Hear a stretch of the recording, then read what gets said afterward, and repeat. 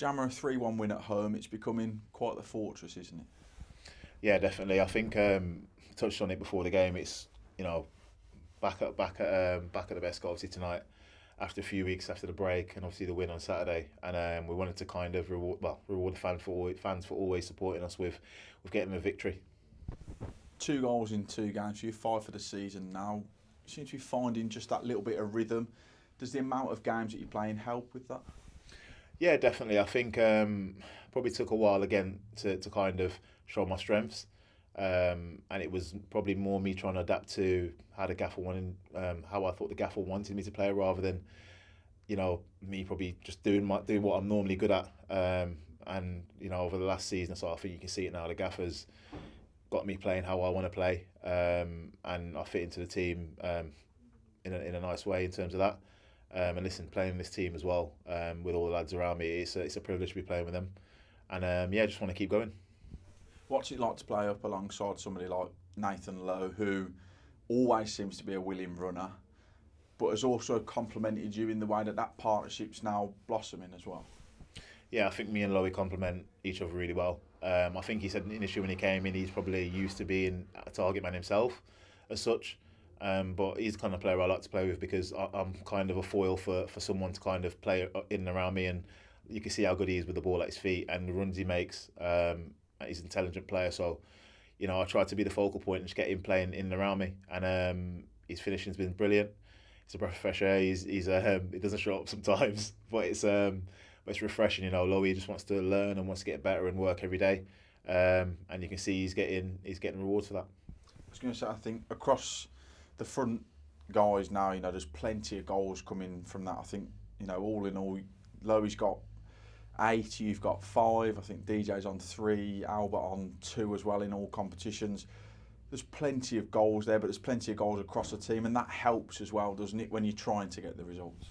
Definitely. I think I've touched on it before. To have a successful team, you need a successful squad, and that comes with competition every day on the training ground and on the pitch. So it's one of those things that keeps you going, because when you're playing, you're playing for the team, but you also know that you got to produce to kind of keep the shirt. But then also the boys that are coming on and doing really well and finishing the job, and that you got to keep your levels high to kind of stay in the team. So it all bodes well when you've got that much competition in the squad and that much quality in the squad. And someone comes off and somebody else comes on. We're not weaker, we're stronger again. So it's brilliant to see, and like I said, successful teams that I've been involved in, that's always been the case. What's it like having willing runners going beyond you now, particularly the likes of Jamie Jellis?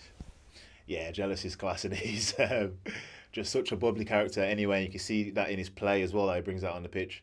And it's brilliant because when he's in and around me, I know he's going to make that run. So it kind of makes your mind up a little bit easier to have a player ball in behind or in and around the feet. And I think a lot of the team now that's been playing has been probably played the majority of the games together now.